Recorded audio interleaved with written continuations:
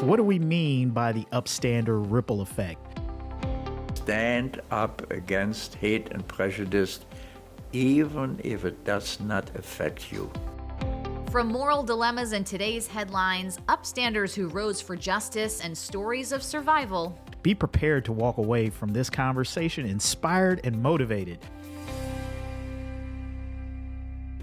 Welcome to episode 12 of the Upstander Ripple Effect. I'm Jackie Congedo. And I'm Kevin Aldridge. Today, we are talking about the theme of empathy. And empathy has been sort of in our public debate recently. But before we get into, and I think that is just like actually also a sign of the times that we are debating empathy. But here we are. And before we get into sort of unpacking that, I just want to like level set first with the definition of empathy. So empathy is, according to Cambridge Dictionary, the ability to share someone else's feelings or experiences by imagining what it would be like to be in that person's situation. Merriam Webster says the action of understanding, being aware of, being sensitive to, and vicariously experiencing the feelings, thoughts, and experience of another. And the American Psychological Association says understanding a person from their frame of reference rather than one's own, or vicariously experiencing that person's feelings, perceptions, and thoughts.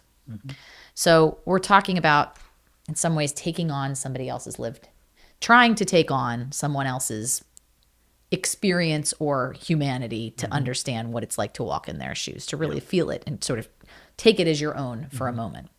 And so, you know, there is this conversation out there around the value of empathy. You know, Kevin, like I teach my kids, my parenting mantra, I probably have said this before, is empathy and resilience, empathy and resilience. Like if I can teach my children how to feel what other people are feeling and hold that, just to hold it, not necessarily to let it inform their opinions or, you know, actions necessarily, but it's important to see other people's humanity and hold that, I think. For sure. And secondarily, resilience, this idea. In fact, I was just talking with Junie this morning in the car about it. I was like, what happens when we get knocked down? She's like, we get back up. I'm like, okay, she's got it. So empathy and resilience is my parenting mantra. And so this whole idea, when our producer, Ann, brought this conversation to me about this term called toxic empathy that is circulating, was really baffling to me, actually. And so I as an empathizer, I wanted to understand what is behind this term and why people are using this and what they have to say about it. And so there's a couple of examples that I'll lay out, and then I want to hear kind of your thinking about this. So looking at an article with an interview of the Southern Baptist Theological Seminary leader. This is, make sure I get his name right. This is Albert Mohler, who was asked, what's your broader concern with empathy right now? And he said, I think the broader concern is that it's an artificial value, and I want to lean into authentic values. And I think it is used politically in ways that are very destructive and manipulative.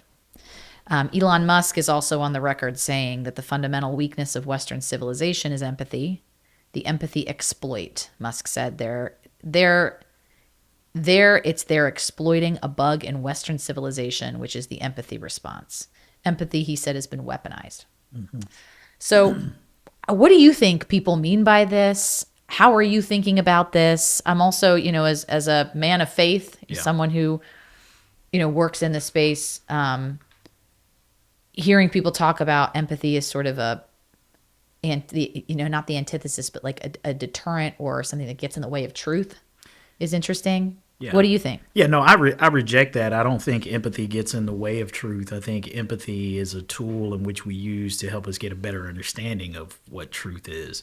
I think, you know, yes, empathy could be viewed negatively if you view it through a political lens, but if you view it through a spiritual lens, you see that empathy is the way, that we are called to again, when we think about our golden rule, we think about it to treat others as we ourselves would want to be treated.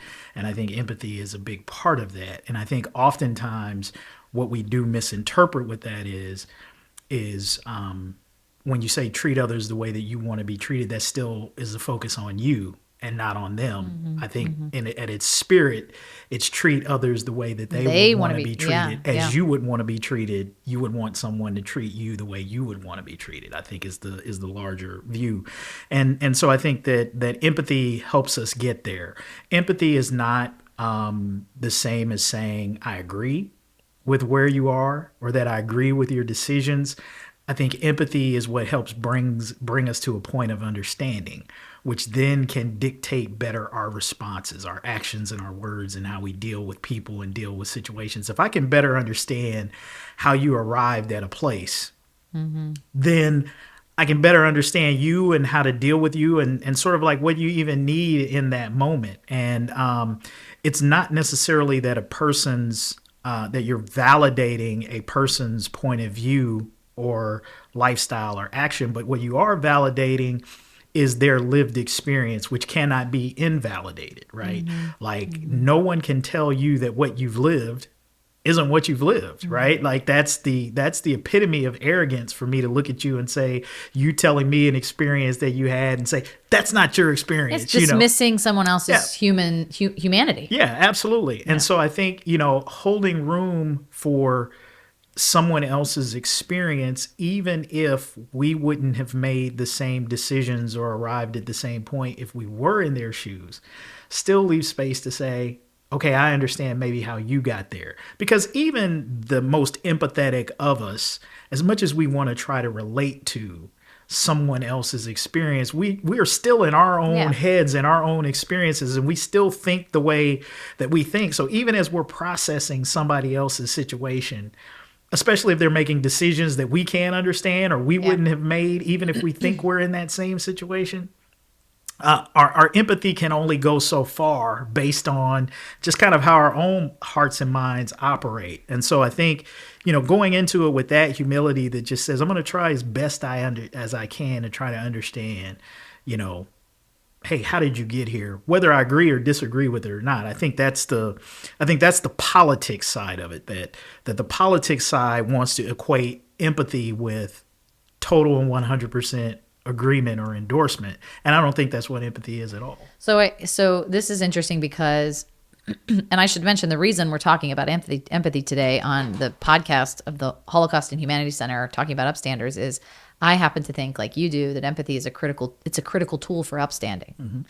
We certainly talk about standing up for yourself, and that's important. But when we're talking about standing up for someone else, if you can't humanize their experience, if you can't internalize that to a certain degree to understand what that is for them to experience that, I mean, it's a capacity builder for upstanding, I think. And I think it has a lot to do with how we teach the history in the museum. I mean, we're not going to sit here and run through, a timeline of events during World War II. We're taking you through personal stories of individual people who lived this, because the whole point is that we want people to empathize. We certainly can't ever put ourselves fully in someone's shoes like that. We can't understand what it was like to experience it, but we can hold someone else's humanity and experience long enough and deeply enough that it transforms. It can transform us, right? And it can allow us to your point, if we're not going to change our mind, it can at least allow us to arrive, I think, at stronger conclusions. But I will say it's hard. This is really hard. Absolutely. And, I understand in today's world, there's a lot of suffering. And it's like, well, when you meet an empath, right? People who have this uncanny, we've all met people who have some like kind of a God-given gift to just absorb the essence of other people. And, these are the kind of people who could sit on the subway and they've got a lot of people talking to them, telling them their problems. Like, this is therapists, I think, people who go into clinical therapy and things have this gift. And I think any of them would tell you it is exhausting. And it's hard because what I think is challenging politically about this is that to hold someone else's humanity in a way, sort of through the vehicle of empathy, and still hold your own truth or your dissent or your disagreement, it's a lot of tension there, because you have to, I mean, in this interview with, was it Mahler? Am I getting that right? Yeah, Moeller.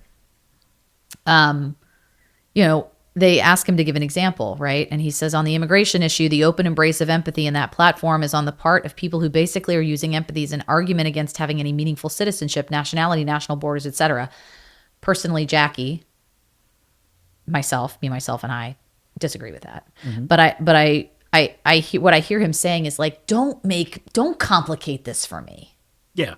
Don't complicate this by asking me to step in an emotional place and try and understand someone else's suffering, because I have very clear ideas about what I think is right and wrong. And that is complicating for me.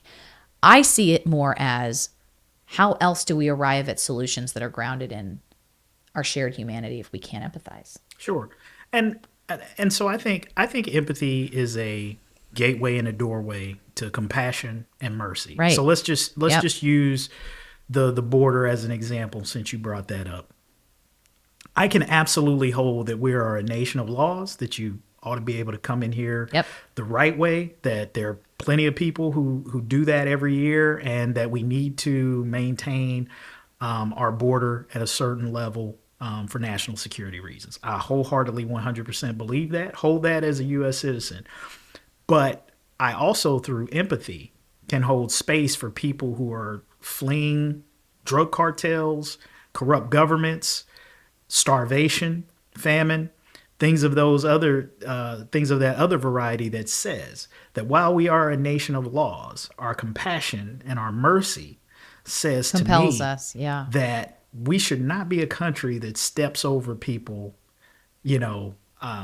who are suffering. And this is not just a, oh, woe is me. Like, these are people who are facing serious challenges and things in a nation of plenty. Look, contrary to what people will say, we have plenty of room, here in America to accommodate, refugees and things of that nature.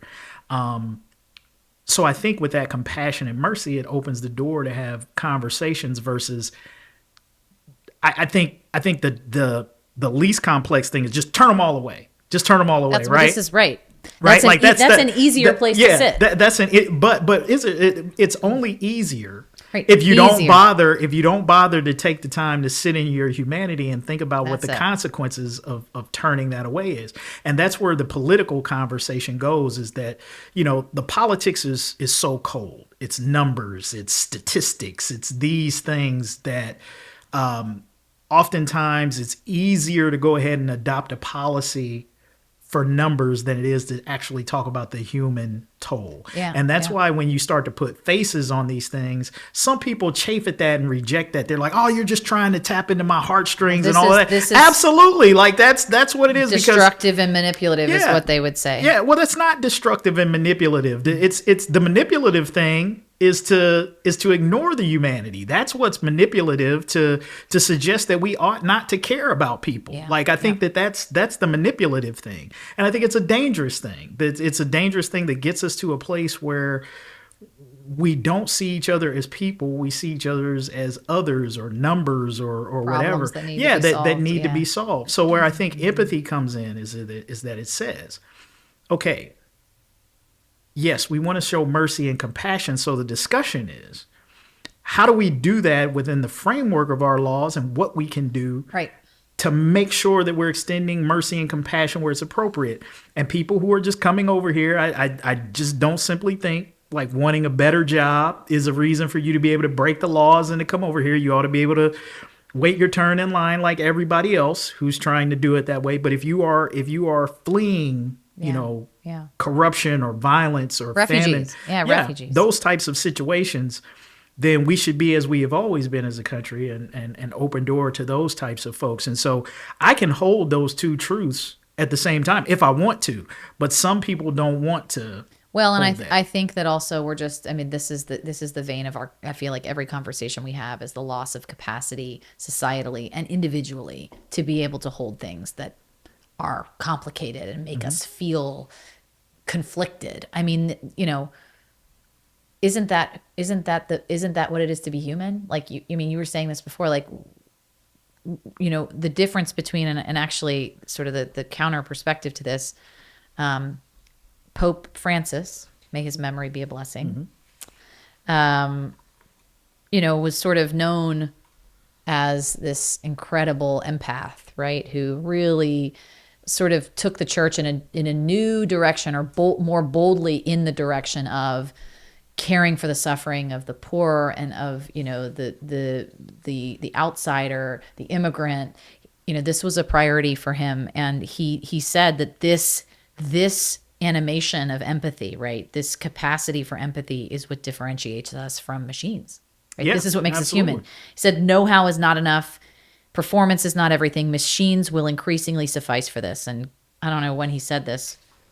He really, man, he's a little clairvoyant there. December 18th, 2024. So since then, it's only gotten more so that way. What matters is the intelligence, imagination, empathy, and creativity of the human heart. We are one of a kind. Let us help each other remember that. So, the minute I think, yeah, why even bother having human beings in the driver's seat if we're just going to compute, like, this is the formula for someone's value. This is the formula for someone's lived experience. And it's certainly much cleaner that way, but that's sure. what makes us human. That's what makes us human. Sure, but but that's also what what you just described. Sort of the robotic nature is also what makes us more selfish, which is the antithesis of what we talk about when we talk about empathy. It is a whole lot cleaner. Look, love is exhausting. It just is. In its truest sense, to exercise love in the way that God intended, it's exhausting. It's hard. It opens you to attack. It makes you vulnerable. It creates all of these feelings in us that make us uncomfortable. The uncertainty of love is, well, it's a surrender of control. Absolutely, which we don't do well with as individuals. And so the opposite side of that, or hate, or dehumanizing, those sorts of things are much easier or much cleaner. It's much easier for me to just write you off and dismiss your humanity, because then whatever happens to you isn't on me. It's like it's on you, and it's your fault, and I don't have to live with the consequences of the decision that I made. I don't have to wrestle with what happens to you after I turn you away. I don't have to wrestle with you after the homeless guy on the streets asks me for $1 and I don't give it to him even though I've got it, because I don't have to think about him again anymore once he's out of my purview. But those who have empathy and compassion and humanity, if you pass that guy up, it's going to bother you. You're going to think about that. So on some level, you're like, man, I could have helped him. And we don't like those those untidy parts. I like to think from the Christian faith, the most empathetic line in the Bible is Jesus wept. It's the shortest passage of scripture. It's probably the most empathetic passage of scripture. Jesus wept. And it's very simple. That passage of scripture comes from a time where Jesus is feeling what, the mourners in that or that passage of scripture are feeling. He's there with them in that moment, feeling what they're feeling. And that is in essence what I believe God calls us to do is to be empathetic. Another example, which I think maybe speaks to our politics of today, was the woman caught in the act of adultery. And if you remember, the men who brought her to Jesus wanted to stone her, because adultery back then was a crime punishable by stoning. And never mind, they just brought the woman. They didn't bring the man who she was with there. That's a whole other topic. But yes. But we know the famous line where Jesus says, "Let he who is without sin cast the first stone." Right. That's right. And everybody had to walk away because they recognized that they were not being empathetic in that moment. Right. Because had they, they would have recognized that, man, I've done some pretty shady stuff in my past, and how would I feel if somebody wanted to stone me for the things that I had done? And so, being convicted by that, they all had to turn and walk away. And again, Jesus saying, hey, where are your accusers? And she's like, they're gone. And he's like, well, I don't condemn you either, but change your ways, do better, right? So that's where I'm saying, like, where there's space for empathy, where I say empathy is not necessarily in agreement or in condoning an action, but it is in saying, hey, we realize you're human. You make mistakes. You're not perfect. None of us are, right? But we got to go do better. I'm not going to condemn you for it. Just let's try to do better. And I think that that's what empathy calls us to do, is to get to that place to say, none of us are perfect. I'm sitting with you in the mess. Yeah, we all make mistakes. Yeah. But let's do better. Yeah. Yeah. And I think that's what empathy calls us to do, is to figure out ways to be better. Yeah. So, pivoting to another headline recently that I think actually empathy might be sort of at the heart of some of the disconnect on this as well.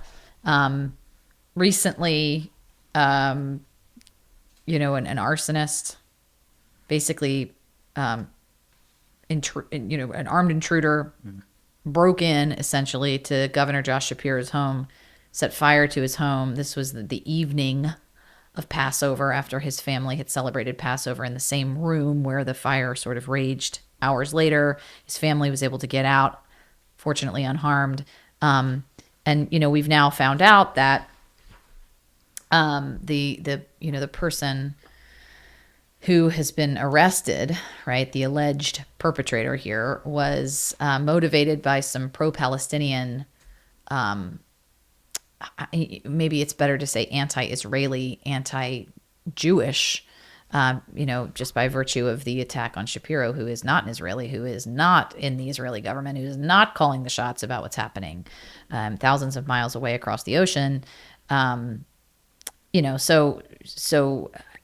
I think what's interesting, we were talking about this, I didn't read much about this. Yeah. I heard it. I heard it happen, and I heard the reporting on it initially, but like maybe a headline. And I think there's actually two reasons for this. I think the first is that we have gotten to a place where political violence has been disturbingly normalized. Mm-hmm. So things that used to shock and appall us in the past we're in this sort of burning news cycle where there's fires in so many places that people can only hold so much.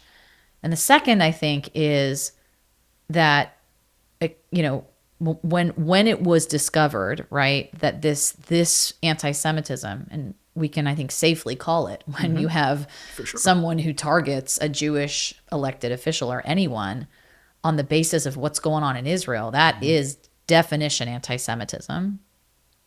Once it was uncovered that this was someone who had sort of an, I don't even want to call it an activist agenda, but probably what they would say is an activist agenda, on the left. It's not even really fair to say on the left, on the far left.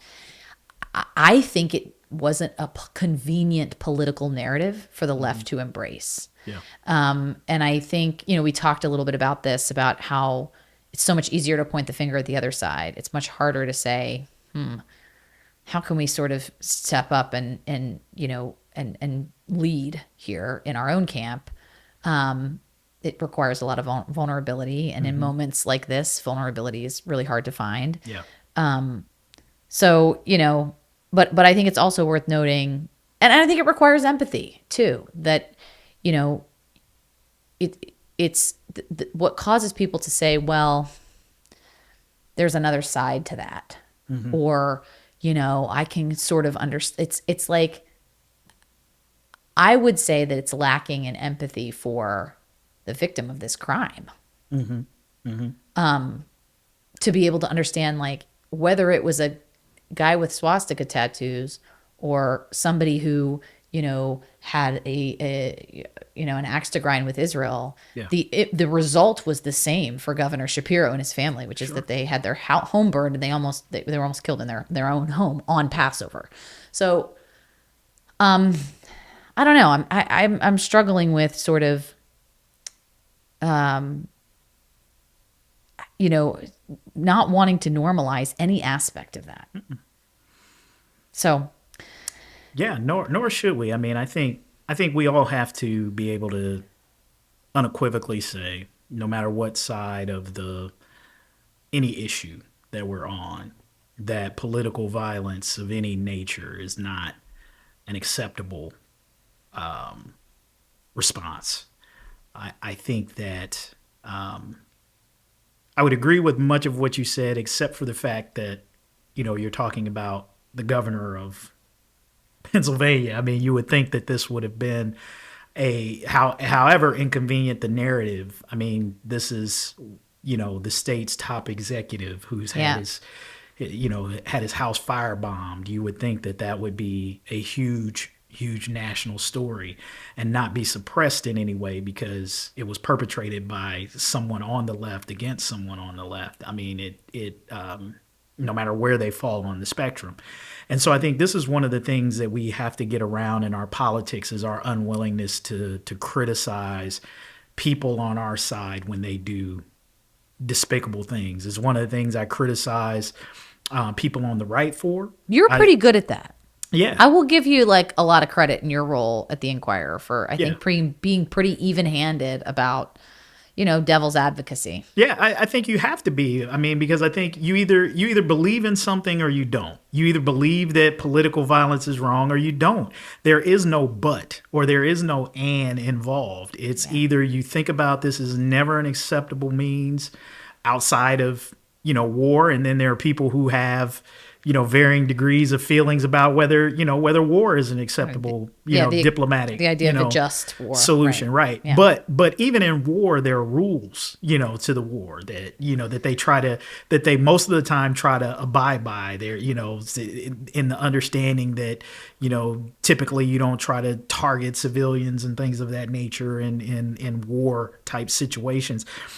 I think here you're attacking someone who has absolutely nothing to do or zero influence over what's happening over there. So it's almost like, and I'm not saying this would be acceptable, but you could at least understand, like if Netanyahu's home got firebombed or something, like he's the guy calling the shots over there, and or people in the government over there. Not that even that would have been acceptable, but you could at least say they were trying to target somebody who actually had some influence on what was going on. Shapiro has zero influence over that, and it's just another case of just displaced frustration. And it's guilt by simply by being Jewish. Sure, for you pardon the crudeness of what I'm about to say, and I hope it's not offensive to anybody, but it's kind of like any Jew will do. If you can, if that's the one that you can get to because you can't get to Netanyahu, somebody's got to feel the pain, and that's where I say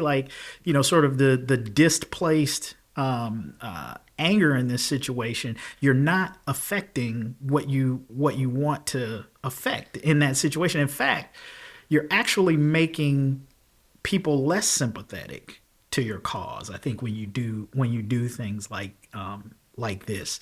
And so I just think we've got to come out of this. We got to denounce this type of stuff, and even if it's from people that we might want to support. Side of the aisle. It's and of course there are plenty of examples on the right as well, right, where it's like, well, that's not convenient for me to make a lot of noise about that. And I think this is what leadership actually calls of us right now, wherever we are, wherever identity or ideologically we stand.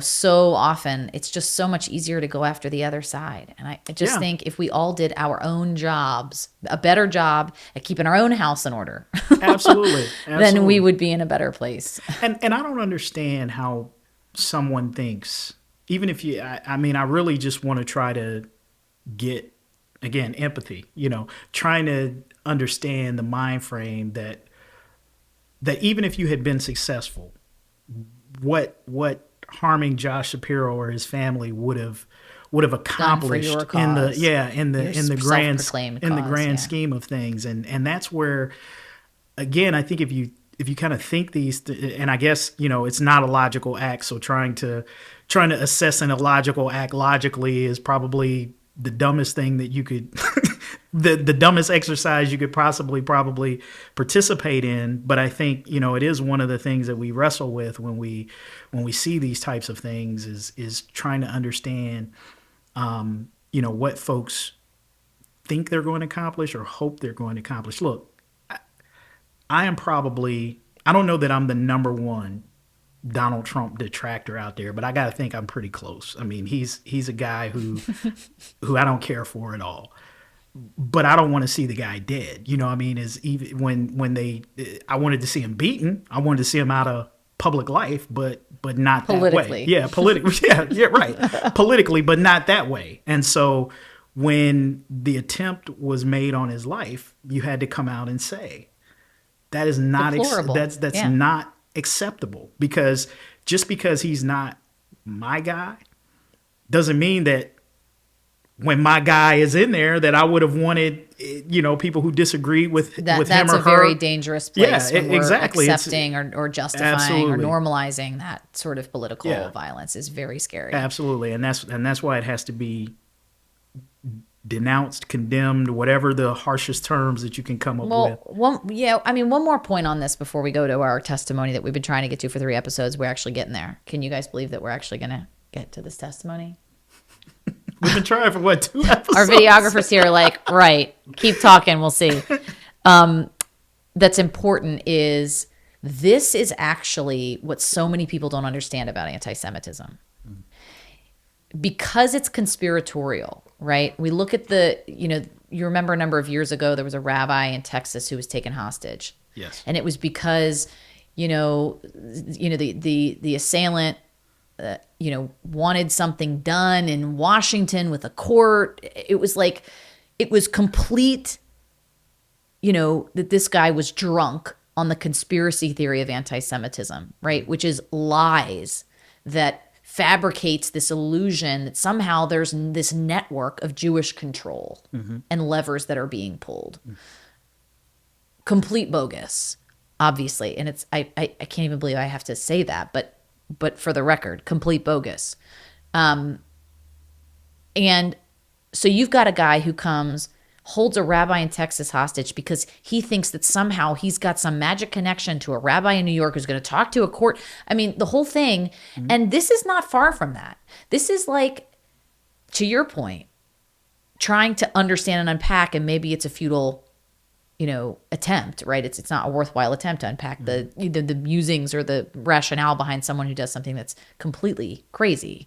But when you've got somebody who says the Jewish governor of Pennsylvania, if I do this, that impacts something that is a belief in some conspiracy network that he thinks that's going to affect some kind of a change.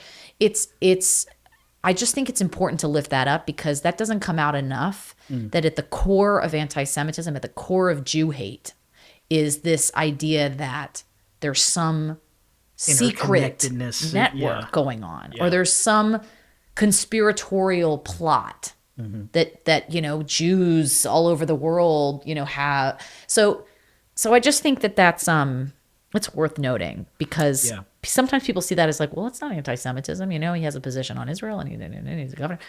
No, this is a Jewish guy who had his house bombed because this guy has anti-Semitic beliefs, and that's at the core, right? Is saying like all this is connected. So, anyway, anything else you want to add on that topic before we move on to testimony? Yeah, no, just other than the fact that prayers going out to Governor Shapiro and his family, absolutely. And just being glad that you can rebuild homes, you can replace property, but you can't replace lives. So we're just thankful that none were lost. Yeah, in that thank situation. goodness for that. Absolutely. So.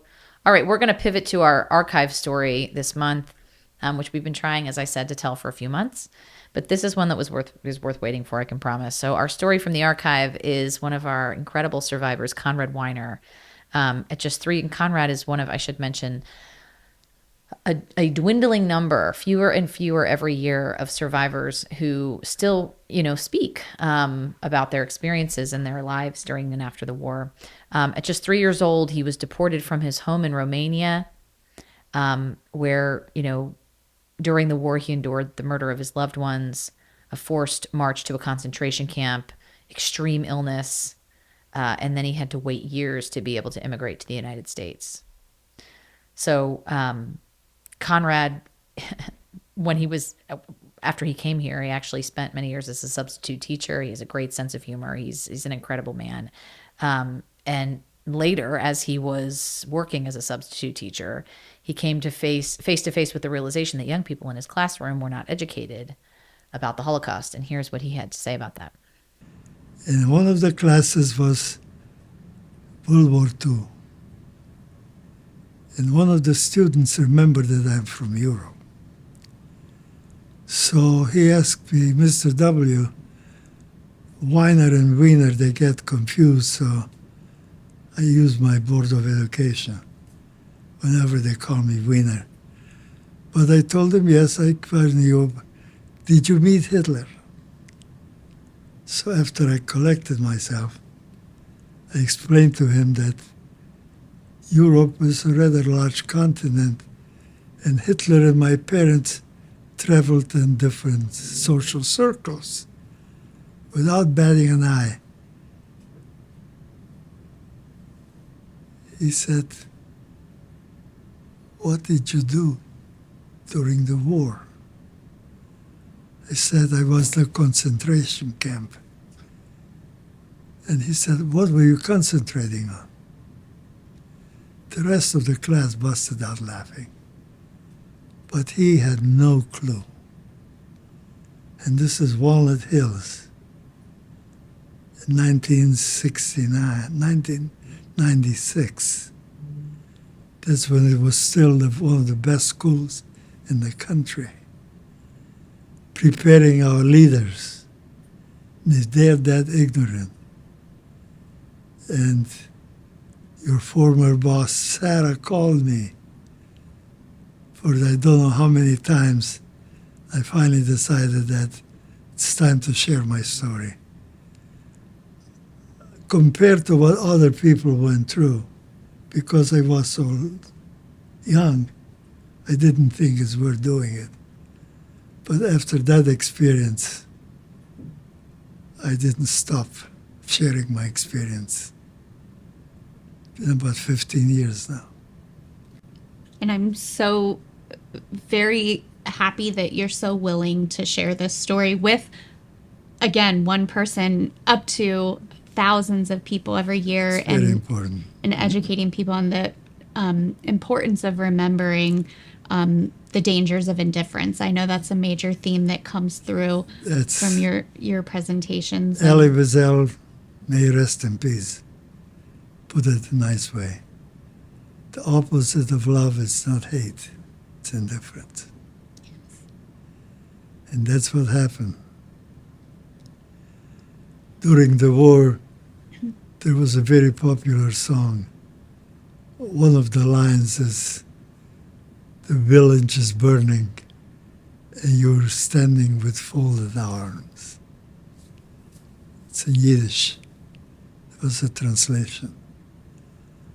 So whenever I have an audience, I finish with that. Ask them not to stand with folded arms when the world is burning. Anti-Semitism is raising its ugly head again. We cannot stand by. I was thinking as I was listening to this through sort of that lens of empathy that when he said, he quoted Elie Wiesel, the opposite of love is not hate, it's indifference. And I thought to myself, actually, the opposite of empathy is indifference, right? Because empathy requires us to engage in somebody else's humanity. And the direct opposite of that is saying, no, I'm indifferent to you. There's a screen here, and your humanity does not penetrate that screen, right? Yeah, and so I think that's an important sort of way to think about it as we navigate this conversation about how useful or not empathy is. Yeah, well, I mean, again, even if we want to take it into our current politics here, there is a whole lot of indifference. Indifference leads one to not vote. in an election that Yep. could potentially be one of the most Very important consequential of our yes. lifetime. There's a whole lot of indifference in terms of how a lot of people view our politics and their impact. I mean, I think you see there's a lot of indifference to the thousands of people who've lost their jobs, in federal funding cuts. And so the indifference, again, I think is all sort of a product of sort of a selfishness that is sort of me centered. Like, if it doesn't impact me, Keep going. Yeah, and I'll pay attention, when it lands on my doorstep, and then, maybe I'll be fired up about it. Yeah. And I think that's an attitude that's far too prevalent, in our society now, where and in some cases we don't understand people who get fired up about issues that don't have anything to do with them. Like, that's the question. Like, a lot of times people will be like, well, what are they so mad about? That doesn't impact, but in a way, It's called empathy. Yeah, right. That's Empathy. that's And the way I that we think should that's all- actually what some people are so afraid of. I think some people are so afraid of that. They're afraid, because empathy penetrates indifference. Yeah. Once you have sat with somebody else in their humanity, you have allowed yourself to be transformed by their lived experience in their humanity. You're not the same anymore. Yeah. And it might not change your opinion or your action, but it changes something about how you consider them and how you consider the circumstances or their identity or their journey. And I think that I understand why some people feel that that's, now I don't understand, I don't condone it, but I can see how some people think that's threatening. Oh yeah, absolutely. I mean, I think indifference and ignorance go hand in hand, Yeah. right? So if I sit with you and your humanity, and now I know, now I have to wrestle with what to do with that. So even if I walk away, again, it goes back to what we were saying earlier.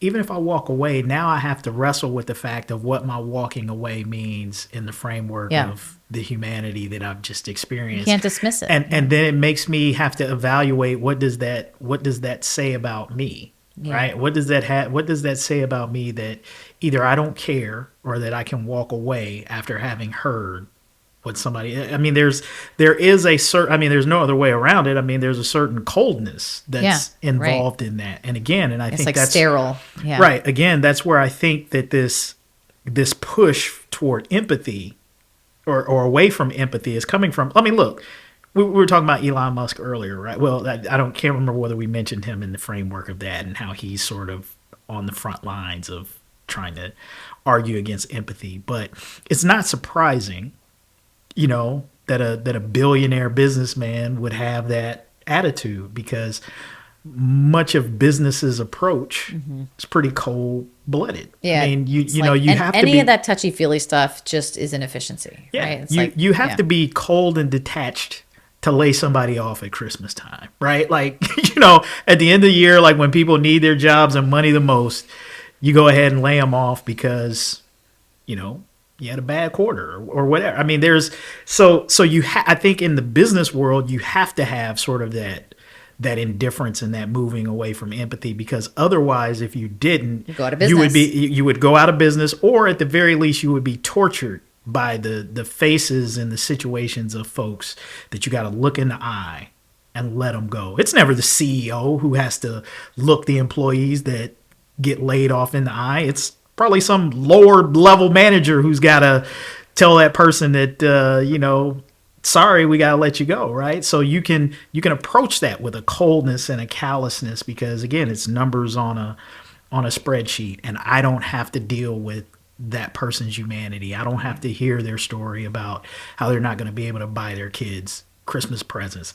Even if I know in the back of my mind that's the reality, I still don't know it because I don't have to confront it. Yeah. And so that's the dangerous. That's why I say ignorance and indifference goes hand in hand, because once you know, it's kind of hard to be indifferent, because once we know information, then we kind of formulate an opinion or a feeling about it. And then kind of once you go down that path, And you're a witness to it. yeah, it's a little bit more difficult to walk away Right. without there being some sort of self-judgment or evaluation involved with that. Yeah. Yeah. Yeah, with knowledge comes responsibility. Right? Absolutely, absolutely. You know, I got a chuckle out of the just quickly Conrad's comment about the concentration camp. I mean, it was a funny moment, but it was also a poignant moment. Yeah. And again, just getting along to the lines of information that is known versus what isn't known. Right. And it's sort of like, you know, one would assume like, well, how would a kid not know like what a concentration camp was?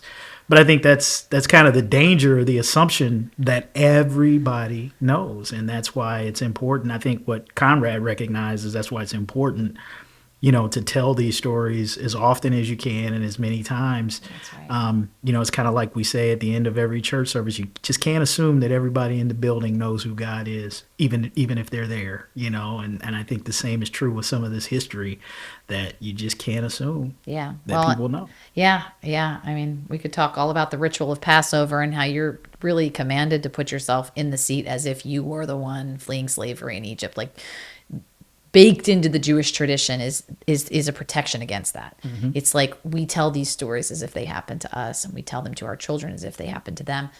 And that is how, you know, through this oral history is how we pass down, you know, our collective memory, which is really well, that's powerful. that's as old as time itself. That's way before the internet and all of the modern storytelling conveniences that we had now. Is oral history is what they had. And we really have no excuses now. You know, absolutely. Plenty of ways to learn and hear and understand. So next we have our Upstander testimony. Yep. And this month's Upstander profile is Tulane Chartock. Tulane was a social worker at Jewish Big Brothers in Cincinnati in the 1950s, and she worked with families to place big brothers with children who wanted a mentor. In doing so, she witnessed firsthand the everyday lives of Holocaust survivors who immigrated to the U.S. and settled here. She and many others in Jewish social service agencies worked to help survivors with all the aspects of starting new lives, which, you know, these were refugees who needed to learn the language, find work, secure a place to live, acclimate to an entirely new culture. She had great empathy, of course, in order to do the role, you know, play the role that she played. Great empathy for the people she worked to help after watching the incredible hardships they overcame. So here's what Tulane had to say. How many years did you work for Big Brothers? From January of 1952, 1952, till July 1958. So it was just the time that a lot of the families were coming over from the relocation camps in Italy or wherever they were Sure. before, you know, different relocation camps. Do you maintain any relationships today with some of those families? Oh, absolutely. From back then? Oh, absolutely. A lot of the parents have passed away because I'm 95 and they were maybe 5 years older than I. And then different, you know, ages. But I met them at the synagogue and at the grocery store and, you know, wherever we were. They were part of our community, and we were, you know, we acted with personal lives in our everyday lives. Sure, I knew everybody. People used to kiss me and hug me, and you know, they were very grateful for the work that the community provided for them. On the whole, they never felt it was enough, and it really wasn't, you know. But it was important. I still see some of the children. I'm in a discussion group with one of the children who's now 60 some years old, and he keeps telling me that I should speak to our discussion group because it's composed of Jewish and non-Jewish people, but it's you know, interesting that, and he remembers a lot. He was, you know, he was born in Germany, but he was like 8 years old when I first met him.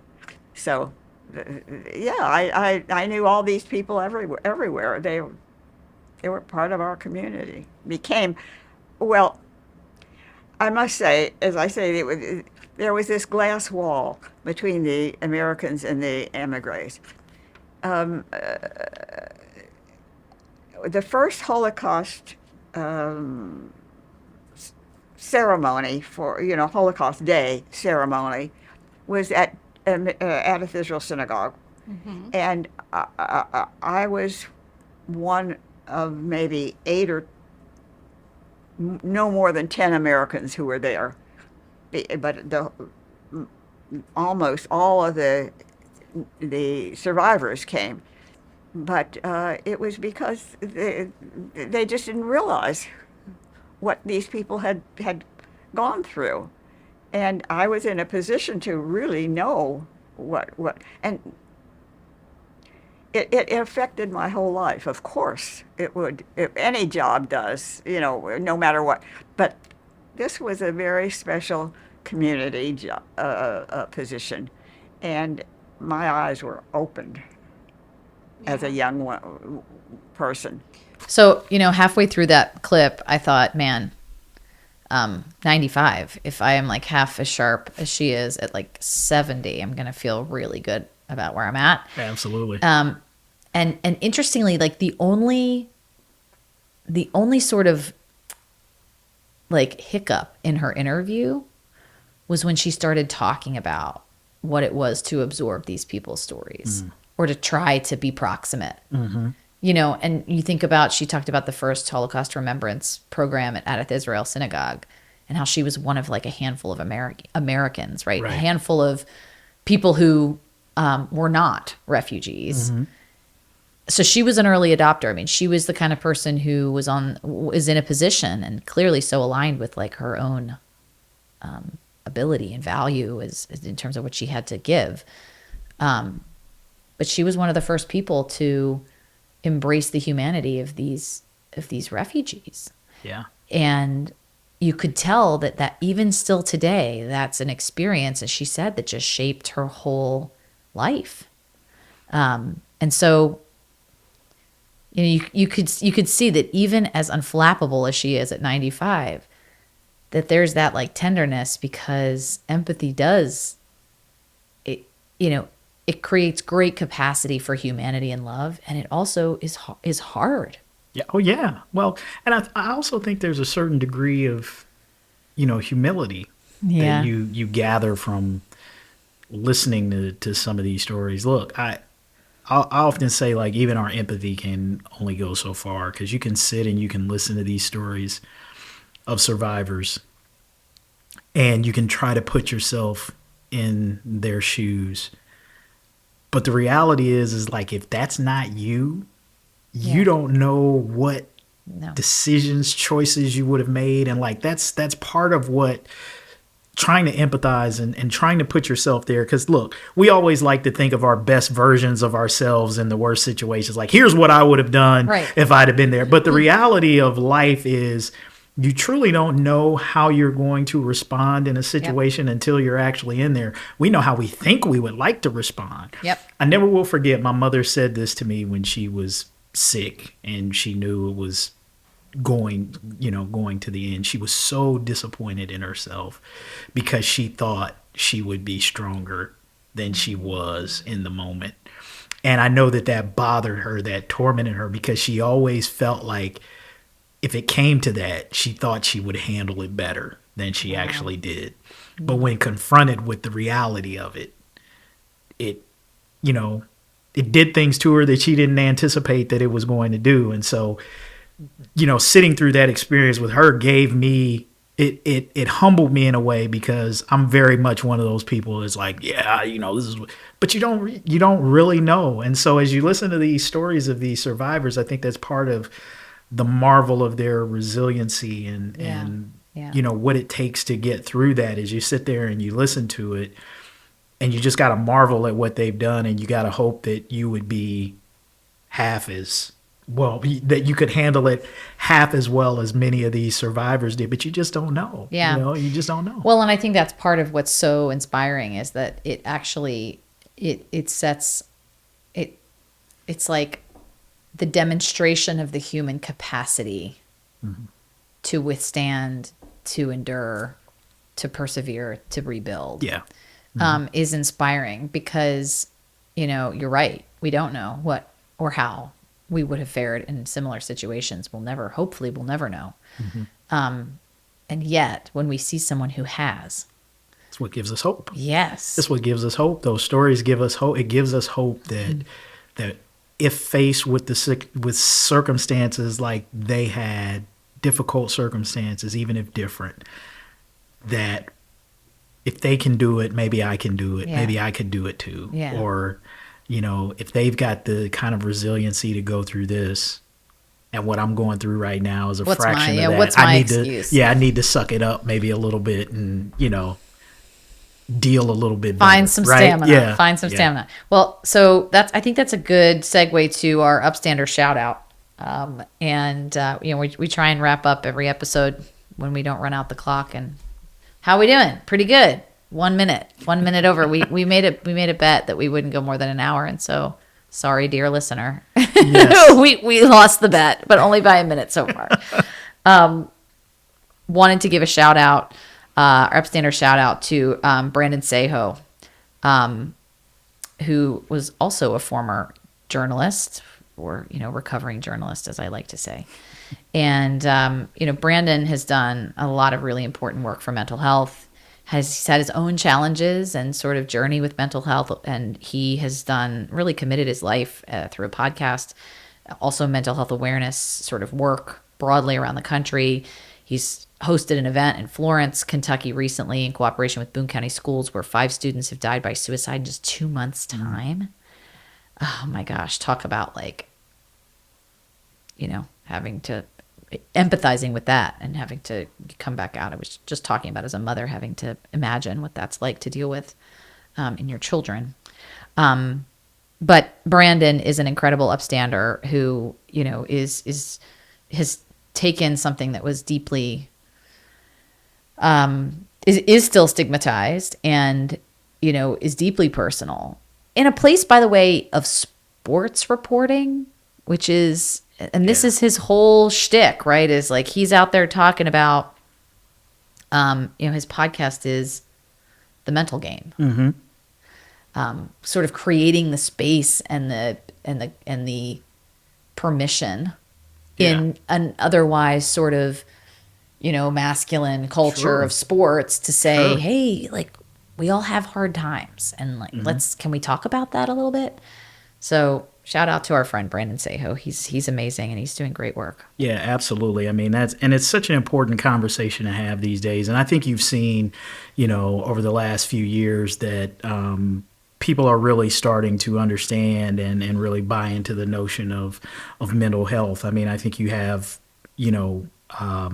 more people today who are willing to seek treatment than maybe, a few years. And because of people like Brandon and others who've shared their stories, particularly in the athletic space. I mean, there have been a number of athletes. I mean, I think Joey Votto, when he was here in Cincinnati, even came out and had some conversations about some of his struggles with mental health. And there have been other athletes who've done this in recent years.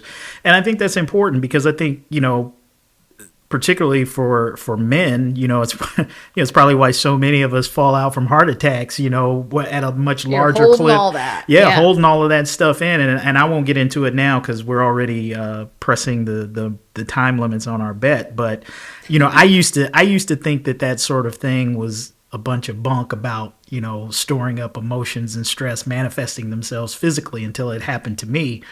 Fortunately, it wasn't a heart attack, but I sure thought it was at the time.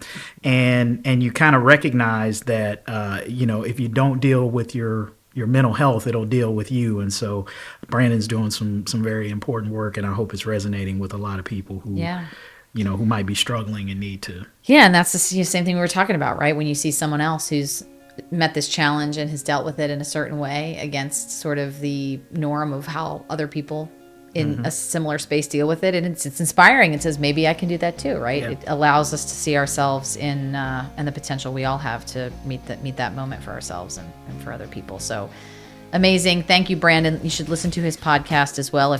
Since you're listening, you all are podcast people. The Mental Game. really interesting, some interviews he's done on this topic. And with that, I think 5 minutes late, do we get a prorated on the bet? Like, we only owe you like how much because we're only 5 minutes over? Thank you for sticking with us, for joining us for episode 12. We will be back next time with episode 13 of the Upstander Ripple Effect. Let us know your thoughts on this episode. Our email is in the show notes. You can listen anytime on Spotify, Apple Podcasts, or visit holocaustandhumanity.org/podcast. You can also connect with us on Instagram and TikTok at Holocaust and Humanity, and X and Facebook at CincyHHC. The Upstander Ripple Effect is a production of the Nancy and David Wolf Holocaust and Humanity Center. The center's mission is to ensure that the lessons of the Holocaust inspire action today. This series is part of the Cynthia and Harold Gutman Family Center for Storytelling. Visit us in person at Historic Union Terminal in Cincinnati, Ohio, or online anytime at holocaustandhumanity.org. Managing producer is Ann Thompson. Consulting producer is Joyce Kamen. Technical producer is Robert Mills, and technical director is Josh Emerson. The opening sequence is by Ken Furman. Select music is by Kick Lee, and this is recorded at Technical Consulting Partners Studios in Cincinnati, Ohio.